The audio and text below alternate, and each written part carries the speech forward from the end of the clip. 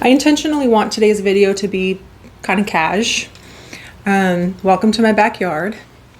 You know, in this season of my life, in order for me to actually be creative, I need to just be able to do it spontaneously and just do casual videos from time to time. So I want to be in my backyard. I want to just kind of tell a little bit of the story of how I became a stay-at-home mom, why, and sort of what I wish I would have known before becoming a stay-at-home mom, aka what I've been learning about motherhood, about myself, and I think about our culture, our world. So let's begin. If you are here watching my videos for the first time, then I'm glad you're here. Welcome. My name is Melissa. I am a licensed therapist who closed my practice to stay home with my daughter. She's a toddler now, so I've been a mom and a stay-at-home mom for a couple years. If you are not new here, then I'm also glad to see you. Welcome back. I'm on a mission to help break the cycle of insecure attachment for our children and for ourselves as women and as mothers and as a collective. So if you're interested in attachment or parenting, slow living, spirituality, mental health, any of those things, then please like and subscribe. I was in private practice for a few years before I got pregnant. And when I did get pregnant, I thought to myself, well, I work remote, I make my own schedule, and I thought, no problem, I'll go back to work after 3 months. I thought that my mother would be available to help with childcare. I thought that my baby would be okay with being with her grandma, and that I would be okay with being away from my baby. You know, I'm just in the other room, no big deal. Well, what I didn't know, and that I came to learn, was that none of those things were true. Not in my case. Now, they could be true in your case, if that's your story. This is my story. And I think it's okay that we all have different stories. If yours is different, then good. And that's okay. But some people are going to share my story to some degree or another. So I want to share my story for just my own desire to express myself, but also to connect with someone who this resonates with and for, so that you don't feel so alone on your journey. So once the 3-month mark was coming, I could see it, I could feel that I did not want to go back to work.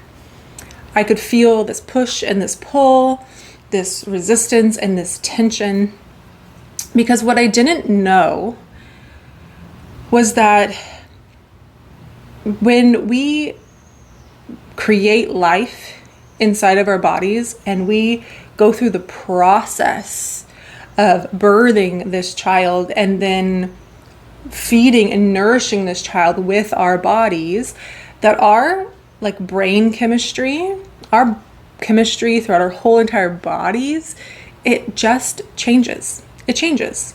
And your priorities change. Where you want to be, where you want to put your energy, where you want to put your focus, it just changes. I wasn't expecting that. I was the person who expected that I would not only be the same, but that I would just take my daughter along with me to the life that I was already leading. I didn't want to be one of those parents that changed my life to accommodate my child.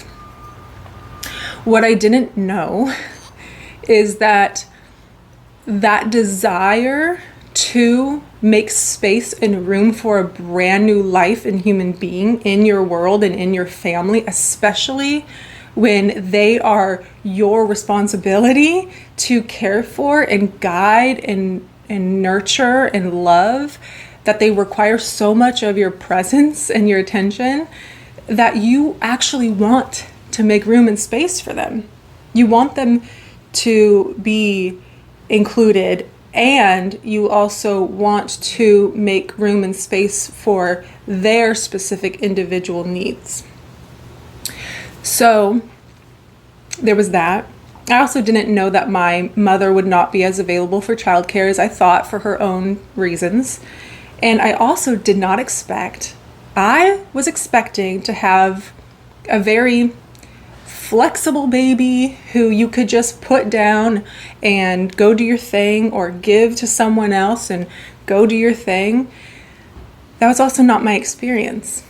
What I didn't know, and I knew as a person with a bachelor's in child development, I knew that there are different temperaments, and that some babies are more flexible than others, and that some babies are slow to warm, which my daughter is. She has that kind of temperament. I didn't really know what that was like. I didn't really understand what having a Velcro baby was like. My daughter was the type of baby who I couldn't really put down. I could only put down when she was like fully awake and fully fed and like really ready to like sort of play and engage, but not for that long. And I always needed to be right there with her. She knew the difference, no matter her age. If she was a day old or a year old, she knew the difference of whether or not I was sitting next to her, or if I had walked away and I was around the corner, throwing something away in the trash can. She knew. And she wanted her mother more than any other person. And I could leave her for small amounts of time here or there under like the right circumstances, but again, not for very long. So like leaving her for just a few hours wasn't going to work. So I didn't know that I wouldn't want to leave her, she wouldn't want to be left, and that I wouldn't actually even really have the childcare that I imagined that I would have. And so I worked it out with my boss. I worked it out with my supervisor to where I would have like the minimal schedule possible. One that was kind of unprecedented. No one else, I think, had this minimal of a schedule. And still, I went back to work for one day, literally saw one client, and I just had this overwhelming feeling of like, this is not where I'm supposed to be. Not that I don't care about my client, I do. I had been seeing this client for a couple years and I really cared about her, but I realized that now it wasn't the place for me, that there was a new place for me, that I had been initiated into a new role, and that was just my truth. So after one day, I knew that I couldn't go back. And at this point, I had already been talking with my husband about this for months. Like, he knew, he was on board, he wanted it too. For us, financially, it was questionable, but we also believe that, abundance is real, that resources are available for us. And if we're doing what feels aligned for us, the universe will provide. So I knew that it was the right thing to do. So I let my husband know, and he said, okay. And, I let everyone around me know, and that was it. But the last 2 years have been, on one hand, the most beautiful experience, and on the other hand, the most brutal experience. And it doesn't have to be like that for everybody. But I, again, am sharing my story and some of why I think it has been a mixture of those things. And again, what I wish I would have known. The caveat to all of this is that I think that even if I would have known back then, would I have had the developmental capacity to understand it? Probably not. I think a lot of these learnings we only know by the initiatory process of doing, or at least if you're like me, I learned through doing. And so it might not have mattered if I knew this before. I had to know through the process. So I was expecting it to be beautiful. I wasn't expecting it to be brutal. And I don't wish that I would have known that in advance. I think what I wish I would have known and what I would want to share with other people is that this initiation of going from maiden to mother, this rite of passage, is specifically designed to reveal to you the places that you are ready to heal and grow. And so if you have some unhealed wounds, they are likely to bubble up to the surface. The other aspect of my story is that I actually dreamed of being a stay-at-home mom. That is my truth. But it was a truth that I did not allow myself to have because of patriarchy, internalized misogyny. I thought that a person that just wants to stay home is weak and is lazy, and that wasn't an option. So I remember eradicating that from my brain and pushing it way back when I was elementary school, high school. I wanted that. And even though, some of the rhetoric around that time was you can be anything you want to be, being a mother was not on the table, actually. That wasn't financially sound. That didn't make any sense. You had to get a career. And so I think it took me that whole process of acknowledging that that's actually my dream. That is my dream. I had told my husband this years before we were even married, but his pre-initiation of becoming a father, his response was sort of I don't know, we need to both be contributing financially, and I don't know if I want a stay-at-home mom as a wife. That was his response. Well, things changed for him too. Once I got pregnant and we started talking about it, he saw the value in having someone, the mother of his child, be there as a consistent presence for his child. He saw the value in that, and he started to want it too. So the edges of that started to soften, and I was embodying that this is my dream. So I'm going to bring it in. And also, I've always been a homebody. I've always been introverted. I was this is where I want to be. What I didn't know is that when your brain changes, when you become a mother, when you give birth, there is something that happens where now, when you are alone with a baby, it sends a signal to your nervous system that this is cause for panic and danger, because we are meant to be with other people so that we can maintain our safety and the safety of our child. Imagine being out in the wild, which is where we come from. Imagine being out in the wild, out in the forest, and it's just you and a newborn, and you are meant to care for that newborn, hunt and gather all your own food, cook that food, take care of yourself, find shelter, clothing, all the things. We're not meant to do that. And even though we don't live that way, we're not wild anymore. We are domesticated, civilized.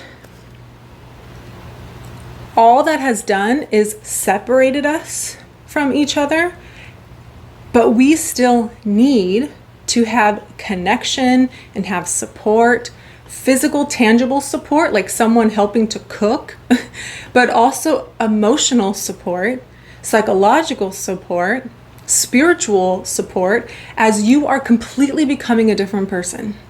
And as you are now raising a brand new person. There are 2 new people in your house and you're expected to figure all that out on your own. My circumstance was unique in that my husband started a new business around this time. And so my therapist was actually like, well, Melissa, it might be helpful if you think about how you have 2 babies now. You have the business as a baby, you have a physical baby. Maybe that has something to do with why you're struggling with X, Y, and Z. And that was really helpful for me to think about. It was like having 2 babies. And, my life circumstance is such that my husband is working a lot and outside of the house a lot. And I am doing solo parenting a lot of the time as a new mom and as someone who becoming a mother has completely shifted my priorities as such that I myself feel, deeply crave the desire of connection, tribe, sisterhood. I crave to have people around me as I'm raising my daughter. And to me, it is a health and safety issue, even though we are not out in the wild. And so it's not a physical safety issue. It is a psychological safety issue. That's why so many mothers have postpartum depression, postpartum anxiety, postpartum rage. That is your nervous system saying this is a safety issue. That's why some mothers even take their own lives. That is a safety issue. We need each other. And I did not know that being a stay-at-home mom would feel so isolating and so threatening.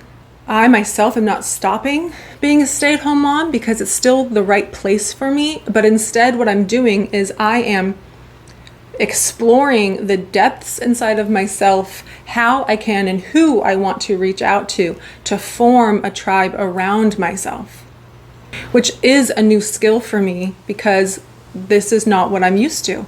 It's not how I grew up. It's not my conditioning. It's not the introverted way that I have been. I still think I'm introverted, but what I have learned through this initiatory process, because becoming a mother brings up to the surface so many of the things that you need to heal, what I have learned through this process is how much shame I carry, how much negative self-talk, how much shame I spit and spew at myself all the time. That's actually at the root of a lot of the reasons why I didn't like hanging out with people, why I didn't like having people around. So that's something that I'm working on healing through therapy, through meditation, through just my own processes to integrate, to find my new way of being. Because I am a mother now, I am a new person. The way I move through the world and the way that I connect with other people is different. My values and my priorities are different. And I think it's actually a beautiful thing. I am so glad to be out of my maidenhood. It was a beautiful place to be. I'm so happy that I had it. And now to grow up more and to be more in my body and hold my frame and know myself, I'm so happy to be at this place. But it has been kind of trial by fire, if that's the right saying, that it has been brutal. Because this awakening, this breaking open that motherhood provides for you is something else. And that is a part of why, again, psychologically, we need people around us. For so many cultures throughout history, you have your wise elders around you. You have your grandmas and your aunties and your mother and your sisters and your friends and even people younger than you. You have all these people around you who are there to hold space for you as you go through this process, to help you spiritually, to help you integrate mentally and emotionally. That's why we need each other. We need each other for the daily stuff, like doing the dishes, and also to bear witness and hold your hand as this stuff comes up to the surface for you to work through as you become a brand new person. The next version of yourself, your next evolution. So, did my dream come true, being a stay-at-home mom? Yes. Has it been completely different than I ever imagined it would be? Yes. And it has everything to do with, my temperament, my personality, my wounds, my family structure dynamics, my baby's temperament and what her needs are, as well as lifting the veil and the blinders to see the structural, systemic, just separation and dysregulation of the society culture around us. Becoming a mother and even maybe a stay-at-home mom, if it calls to you, if you allow it to break you open, then you have the capacity to become more human. And as Dr. Gordon Neufeld says, that when we become more human, we become more humane. And that's a part of the gift of this season of life. So, of course, I wouldn't take anything back. Do I have regrets about certain things? Sure. But this is a part of the process. And this is a part of my journey. Again, this might not be your journey. Your experience of being a stay-at-home mom might be completely different. And that's valid. And, mine's valid too. Again, I wanted to share this story because, one, I just want to because it feels good. And two, because if it does resonate with some people, then I want you to know that you're valid and that you matter. We all matter. Because I'm on this mission of breaking insecure attachment, I want us to acknowledge that women, for the most part, moms for the most part in our culture are burnt out, they're exhausted, they're crying out, they're full of rage. They need help, they need connection. In order for us to create the environment for children to securely attach, they need mothers who are connected. I'm one of those people. I need more connection, and you might be too. So I hope that we can continue to have these conversations and explore with our hearts and our creativity and our imaginations, how to build stronger connections around us. Because we deserve it and our babies deserve it. And I think it's a part of how we are going to move forward as humanity. So if you made it this far, thank you. Thank you for listening. I'm glad you're here. If you have any thoughts, questions, comments, you want to share your story, please leave it below. Like this video if you liked it, and subscribe if you want to also be a part of breaking the cycle of insecure attachment. Thanks for watching.